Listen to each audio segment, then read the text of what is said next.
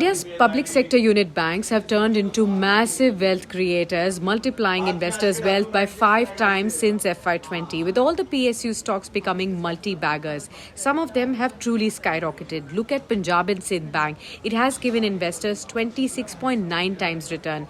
Indian Bank has rallied 19.6 times. Canara Bank is up 8.5 times in the same period. And together, PSU banks now contribute 48% of the entire sector's profits as well.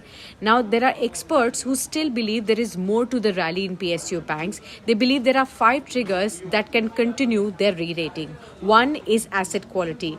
The gross non-performing assets are down from 14.6% seen in the year 2018 now to 2.8% in FY25, and the net NPAs are now almost as low as 0.5% for most of them. There are also attractive valuations that they believe that can continue to see stocks also outperforming going forward from here.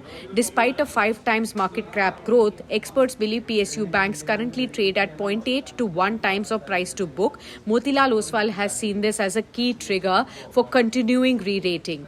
Strong profitability is also another aspect. The return on assets consistently is above 1%, showing efficiency in profit generation. Then is the capital boost potential.